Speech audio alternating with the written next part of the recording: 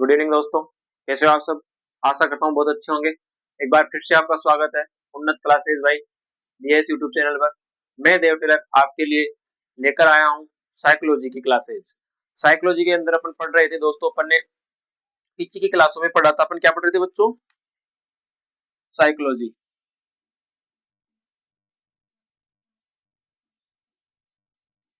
क्या पढ़ रहे थे बच्चों? साइकोलॉजी। साइकोलॉजी की अपन ने बात कर ली थी। साइकोलॉजी में अपन ने बात कर ली थी उत्पत्ति की, विकास की, परिभाषा होगी।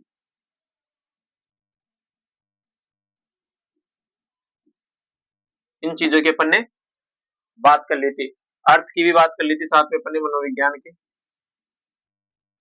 अर्थ की। इन चार बिंदुओं पर अपन ने बात कर ली थी और अपना मनोविज्ञान की क्लास जो है वो पिछली क्लासेज में कंप्लीट हो चुकी थी। क्या थी? मनोविज्ञान। किसकी बात करते हैं अपन? सिर्फ मनोविज्ञान, विषय की बात नहीं करते, केवल एक मनोविज्ञान शब्द की बात करते कि शब्द ये कहाँ से आया, किस प्रकार से आया, इसका किस प्रकार से किस किस जगह कहाँ कहाँ किस तरीके से इसका उपयोग हुआ। दोस्तों अब आज की क्लास में जो अपन स्टार्ट करेंगे वो अपन करेंगे शिक्षा शब्द से। कौन से शब्द से? शिक्षा से। क्योंकि अपने को पढ़ना क्या है? शिक्षा मनोविज्ञान। अपने लिए जो उपयोगी विषय रहने वाला वो कौन सा है? शिक्षा मनोविज्ञान। तो अपन ने उत्पत्ति की बात कर ली। उत्पत्ति कब हुई थी? उत्पत्ति आपके उत्पत्ति इसकी होती है चौथी सदी में या चौथी शताब्दी ईस्वी में, और 16वीं शताब्दी से इसका क्या मिलता है? इतिहास। क्या मिलता है बच्चों? इतिहास। जनक, अरस्तु, कोल्सनिक के अनुसार जनक,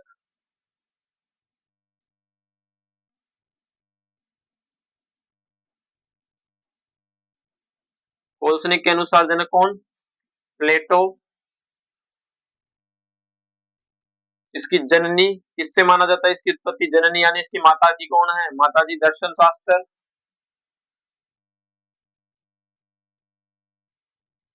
फिर अपन ने इसके विकास क्रम की बात की, 16 वर्ष की, 17 वर्ष का, 19-20 का फर्क है। 16वीं शताब्दी में आत्मा का विज्ञान, 17वीं शताब्दी में मन या मस्तिष्क का विज्ञान,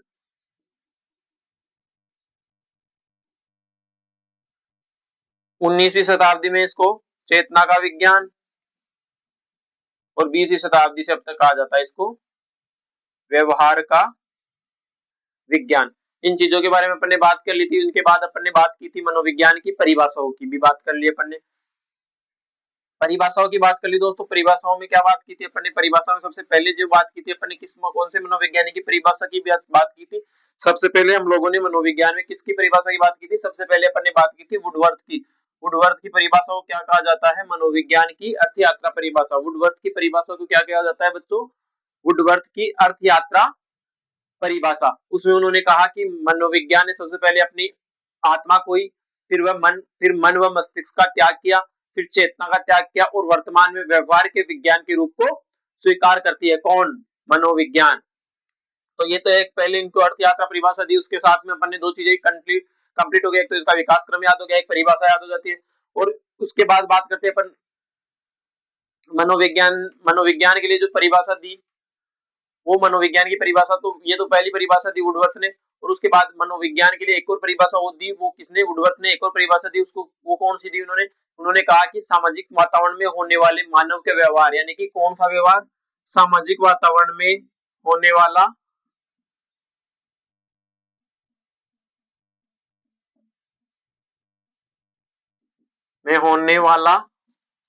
मानव का व्यवहार।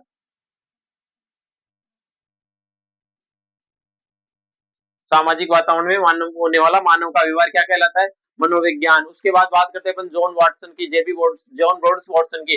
जॉन ब्रोड्स वाटसन ने भी परिभाषा दी। उन्होंने कहा कि मनोविज्ञान क्या है? व्यवहार का या व्यवहार का सकारात्मक अध्ययन है। और इन्हें जेबी वाटसन को ही 20वीं सदी का चमकता सितारा कहा जाता था।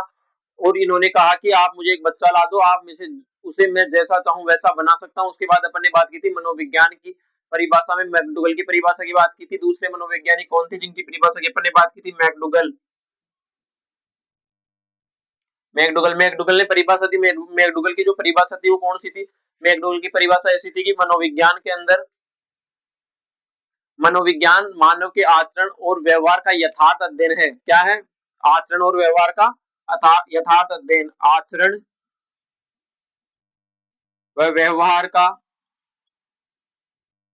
यथार्थ अध्ययन। ये किसने कहा था? ये मैकडूगल ने कहा था बच्चों।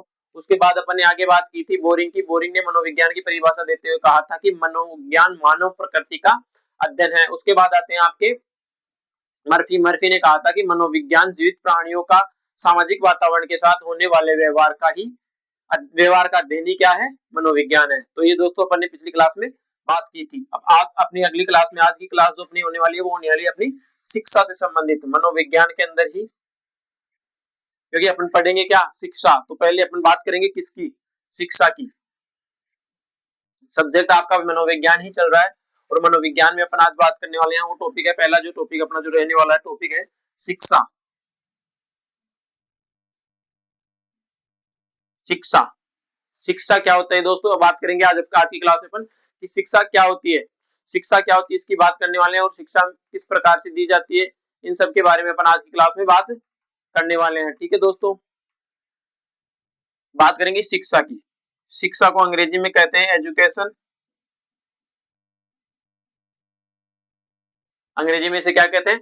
एजुकेशन। शिक्षा का अर्थ मतलब क्या होता है? शिक्षा यानी कि अपन व्यक्ति, जो भी व्यक्ति कोई कार्य करता है उसको शिक्षा कहीं से भी प्राप्त हो सकती है। व्यक्ति अगर राह चल रहा है तो भी वह शिक्षा प्राप्त कर सकता है। अगर व्यक्ति कोई कार्य कर रहा है तो वह शिक्षा प्राप्त करता है। यानी कि शिक्षा एक निरंतर चलने वाली प्रक्रिया। शिक्षा क्या है? एक निरंतर चलने वाली प्रक्रिया कह लो या जीवन पर्यंत चलने वाली प्रक्रिया कह लो। जीवन पर्यंत चलने वाली प्रक्रिया क्या है? शिक्षा। तो दोस्तों बात करते हैं शिक्षा शब्द आया कहां से। शिक्षा के लिए बेसिकली शब्द उपयोग लिया जाता है अंग्रेजी के अंदर एजुकेशन। अब इसका कहां से ये अर्थ आया, किस तरीके से ये आया, इसके बारे में अपन, इसके लिए दो मत प्रचलित है। हिंदी के अंदर अगर अपन इसकी बात करते हैं तो वो जो हिंदी के अंदर इसका जो शिक्षा अर्थ है वो आपके सिक्स शब्द से मिलकर बना है। सिक्स शब्द से क्या मिलकर बना है? सिक्स शब्द से मिलकर बना है क्या? शिक्षा। ठीक है, तो ये सिक्स से इसका हिंदी के अंदर तो अर्थ इसका आया है सिक्स से। और उसके लिए इसके लिए अंग्रेजी के अंदर दो शब्द, पर अंग्रेजी भाषा में इसको क्या कहा जाता है? एजुकेशन। तो एजुकेशन शब्द कहां से निकल के आया, इसके लिए दो प्रकार के दो अर्थ प्रचलित है। जिसमें पहला पहला होता है आपका एजुकेशन। पहला मत तो क्या है? अब बात करेंगे अपन एजुकेशन की यानी कि शिक्षा के अर्थ की। पहला हिंदी में तो बात कर ली अपन की शिक्षा किससे निकल कर आया, यानी किस कैसा शब्द है? शिक्षा। सिक्स शब्द से मिलकर बना हुआ शब्द है। अब इसको अंग्रेजी में क्या कहते हैं? एजुकेशन। क्या कहते हैं अंग्रेजी में इसको? एजुकेशन। अब एजुकेशन शब्द कहां से निकल कर आया? एजुकेशन के लिए दो मत प्रचलित है, पहला मत और दूसरा मत। पहला मत क्या है, दूसरा मत क्या है, इनके बारे में बात करेंगे। पहला तो जो शब्द है एजुकेशन, एजुकेशन शब्द है वो लैटिन भाषा के दो शब्द, कौन सी भाषा के? लैटिन भाषा के दो शब्द। कौन सा? ई ड्यूको। क्या? ई डुको। ई का दे डुक्को। अच्छी से याद करने की ट्रिक देखो दोस्तों, ई डुको। एजुकेशन शब्द कौन सी भाषा के? लैटिन भाषा के कौन से शब्द से? ई का दे डुक्को, यानी कि ई और ड्यूको से निकल के आया। जहां ई का अर्थ होता है अंदर से, अंदर से, ड्यूको का मतलब होता है बाहर निकालना, अंदर से बाहर निकालना। यानी कि आपके मन में, आपके आंतरिक भाव में, आप ज्ञानी, सब बहुत अच्छा, सब में अच्छा ज्ञान है, आप सब ज्ञानी हो, लेकिन आपके अंदर के ज्ञान को बाहर निकालने की जो प्रक्रिया है उसे क्या कहते हैं अपन? शिक्षा कहते हैं। और दूसरा मत, ये तो आपका पहला मत फर्स्ट, और ये आपका सेकंड मत। दूसरा मत कहता है कि ये जो शब्द है ये दो शब्द लैटिन भाषा के दो अलग अलग शब्दों से निकल कर आया। तो उसमें पहला तो आपका शब्द था एडुकेयर, और एक शब्द है आपका एडुशियर।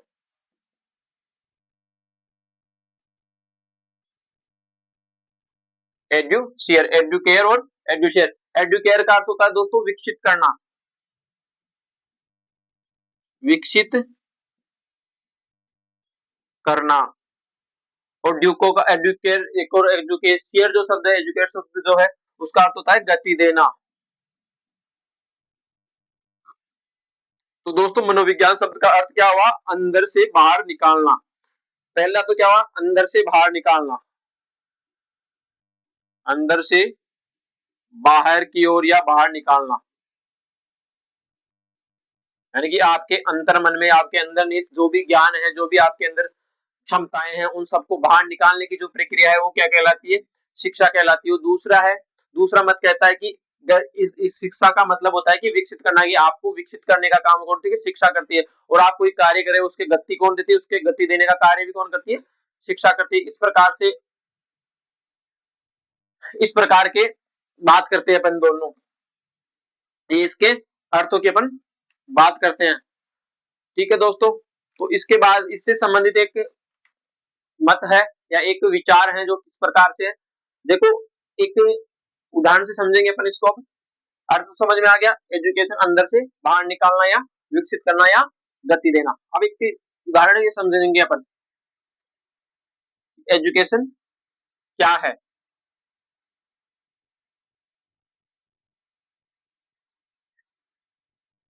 एजुकेशन क्या है, किस प्रकार से दी जाती है? जिस प्रकार से मान लो एक बीज होता है, ये बीज है किसका? बाजरे का मान लो, ये एक आदमी का एक क्या है? बाजरे का बीज है। इसमें कई प्रकार की शक्तियां पाई जाती है, कि इसमें से शक्ति पाई जाती है कि ये अपने एक बीज से कई बीज यानी 50 बीज बना सकता है, बना सकता है ना? 50 बीज बना सकता है, लेकिन उसके लिए क्या होना चाहिए? वातावरण उचित। पहला तो इसके लिए क्या होना चाहिए? उचित जल, उचित जल होना चाहिए, उचित धरातल होना चाहिए, उचित उचित जल होना चाहिए, उचित धरातल होना चाहिए, उचित प्रकाश, प्रकाश भी उचित मिलना चाहिए इसको।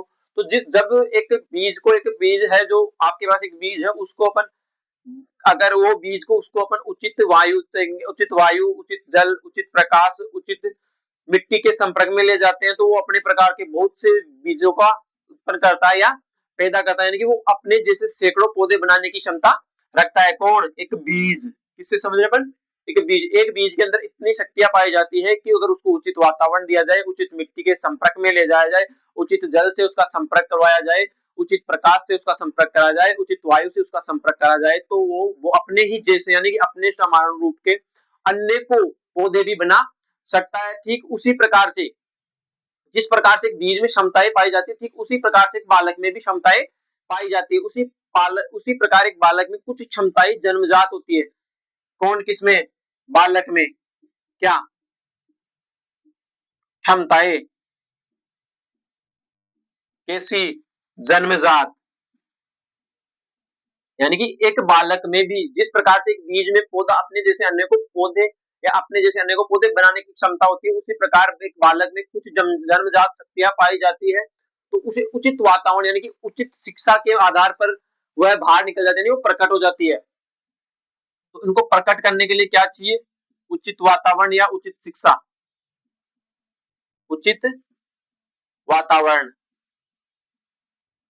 तो दोस्तों क्या समझ में आया कि जिस प्रकार से एक बीज होता है, एक बीज अपने अंदर वो क्षमता रखता है कि अपने जैसे अन्य को बीज बना सकता है, उसी प्रकार एक बालक में भी कुछ क्षमताएं जन्मजात होती है। तो उसको बालक को उचित प्रभाव दिए जाने के कारण उसके अंदर अलग अलग तरीके से अनेकों बीज अपने जैसी अनेक आंतरिक क्षमताएं होती है, तो वो अनेक प्रकार की शिक्षा प्राप्त कर सकता है। उसी प्रकार से देखा जाए तो अपन मनोविज्ञान के अंदर और बात, इसमें शिक्षा शब्द में और अंदर अन्य बात करते हैं अपन, उसके अंदर आगे बात करेंगे अपन की इस शब्द की उत्पत्ति एक तो कहां से मानी जाती है? इस शब्द की उत्पत्ति वैदिक काल से भी मानी जाती है। वैदिक काल से कब? वैदिक काल से मानी जाती है कि जब एक बालक जो होता है, एक बालक जो है वो गुरु के आश्रम में रहता था, शिक्षा ग्रहण करने के लिए जाता था, तब गुरु अज्ञान रूपी अंधकार को मिटाकर ज्ञान रूपी प्रकाश जिससे प्रकाश देता था, जिससे उस बालक का व्यवहार प्रकाशमान या परिमार्जित हो जाता था। जैसे वैदिक काल की अपन बात करें, एक शिक्षा की बात करें, शिक्षा किस प्रकार की होती है, एक उदाहरण तो ये समझ लिए, एक और उदाहरण समझते हैं अपन। एक और उदाहरण पर समझते हैं अपन वैदिक काल का। वैदिक काल तो दोस्तों जो शिक्षा जो अवधारणा है, जो शिक्षा शब्द है, शिक्षा जो अवधारणा वो वर्तमान कोई नई गढ़ी हुई कोई घटना नहीं है। ये प्राचीन समय से ही चली आ रही है, वैदिक काल से ही चली आ रही है। कि वैदिक काल में क्या होता था कि स्टूडेंट्स को गुरु के आश्रम में जाकर वही शिक्षा ग्रहण करनी पड़ती थी, वही रहना पड़ता था। तो जिस प्रकार आप एक बालक जो अंधकार रूपी उसे कुछ नहीं पता होता है, अबोध बालक होता है, वो गुरुकुल में या आश्रम में जाकर अपने गुरु के समीप बैठकर शिक्षा ग्रहण करता है, तो उसके अंदर जो अंधकार है किसी भी बात से संबंधित कोई भी ज्ञान की जो कोई समझदारी की या फिर विशेष रूप से पहले के समय में युद्ध शास्त्र की शिक्षाएं ज्यादा दी जाती है, तो युद्ध शास्त्र में निपुण करने के लिए जो शिक्षाएं दी जाती थी वही शिक्षा का माध्यम, यानी कि बालक के अंधकार रूपी अज्ञान रूपी अंधकार को मिटाकर जो ज्ञान रूपी प्रकाश व्यवहार को, यानी बालक के व्यवहार में ज्ञान, यानी बालक के व्यवहार को प्रकाशमान करना या परिमार्जित करने की जो प्रक्रिया होती है वो किससे होती है? शिक्षा से। समझ गए दोस्तों कि वैदिक काल के अंदर जिस प्रकार से एक बालक अपने गुरु के समीप बैठकर अपने अंदर जो अंधकार है, क्योंकि बालक को पहले कुछ नहीं पता होता था, वो धीरे धीरे अपने अनुभव से देखकर महसूस करके काम खुद करके सीखता है। उसको उसके बारे में अपन सीखने के बारे में अपन जो अपना अगले टॉपिक जो अधिगम के अंदर पढ़ेंगे तो वहां पे अपन इसको विस्तार से चर्चा करेंगे। अब देखो दोस्तों, शिक्षा शब्द का सीधा सीधा अर्थ तो ये आ गया। अब अलग अलग समय में इसका अलग अलग अर्थ आए। देखो, शिक्षा का अपन सामान्य रूप से जो अर्थ ले लेते हैं,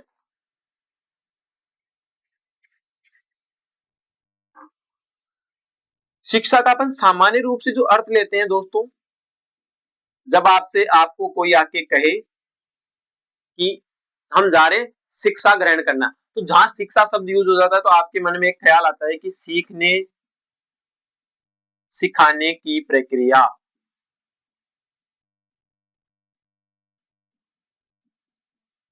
ये तो इसका क्या है?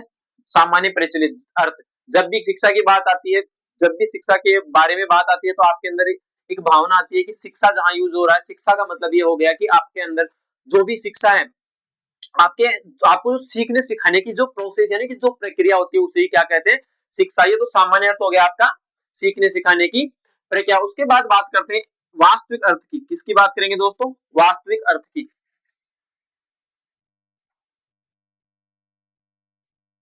वास्तविक अर्थ चार प्रकार से अपन इसका अर्थ देखेंगे। सामान्य अर्थ में तो क्या हुआ? सीखने सिखाने की प्रक्रिया। वास्तविक अर्थ में ऐसा कहते हैं कि वास्तविक अर्थ का मतलब होता है प्रकाशित करने वाली, यानी कि जिस प्रकार के बालक के अंदर अज्ञान रूपी अंधकार होता है, उसको गुरु के समीप ले जाने के बाद उसमें ज्ञान रूपी प्रकाश परिमार्जित हो जाता है। तो ज्ञान, तो ये वास्तविक अर्थ में जाना जाता है कि प्रकाशित करने वाली प्रक्रिया, यानी कि आपको प्रकाशित करने वाली प्रक्रिया जो भी है वो क्या है? वास्तविक अर्थ में शिक्षा है। उसके बाद अपन बात करते हैं संकुचित अर्थ, यानी बिल्कुल छोटा सा शब्दों में अर्थ। संकुचित अर्थ, छोटे शब्दों में अर्थ। बात होती है शिक्षा। शिक्षा जैसे ही शब्द आता है, शिक्षा शब्द होते हैं आपके मन में आता है विद्यालय। भाई पढ़वा तो विद्यालय ही जाएंगे, पढ़ने तो कहाँ जाओगे? स्कूल में जाओगे, वह महाविद्यालय। यानी कि इन दोनों शब्दों के आधार पर, यानी कि जैसे आपके मन में शिक्षा शब्द आता है, शिक्षा शब्द आती है आपके मन में आता है कि ऐसा वह स्थान, जैसे जिस स्थान पे हम जाएंगे वहां शिक्षा ग्रहण करेंगे, वहां बैठेंगे, अपने को गुरुजी आएंगे, वो हमें सिखाएंगे, हमें पढ़ाएंगे, या विद्यालय में जाएंगे, वहां गुरु के समीप जाकर अपन शिक्षा ग्रहण करेंगे, उसे क्या कहते हैं? शिक्षा कहते हैं। अब अगले बात करते हैं व्यापक अर्थ की। शिक्षा का व्यापक अर्थ।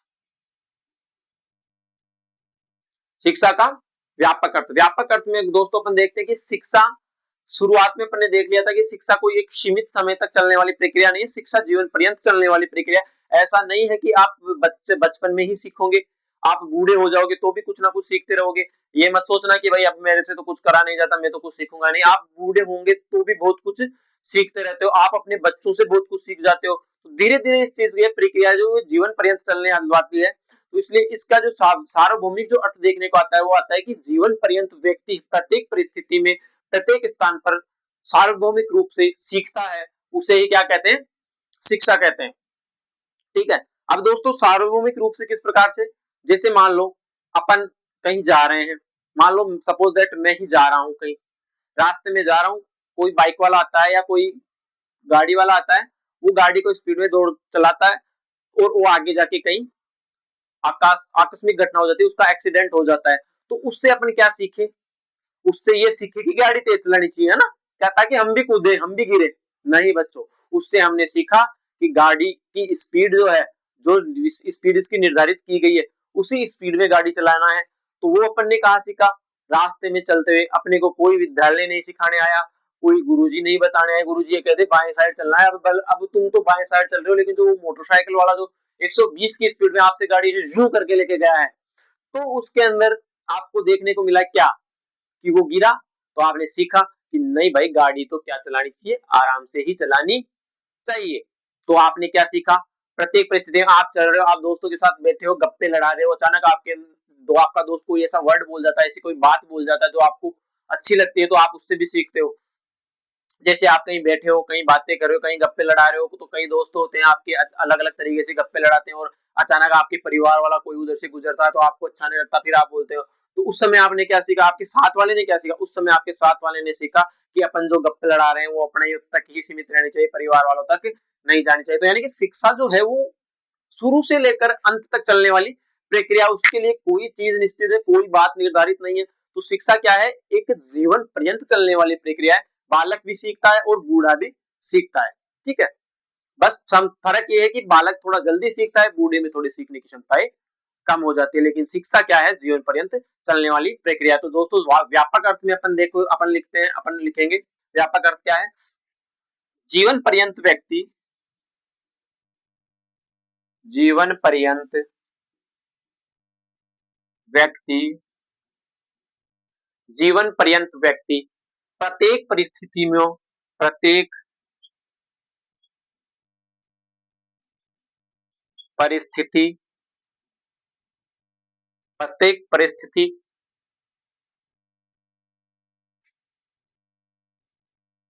प्रत्येक परिस्थिति में, जीवन पर्यंत व्यक्ति प्रत्येक परिस्थिति में, प्रत्येक स्थान पर, प्रत्येक परिस्थिति में, प्रत्येक स्थान पर,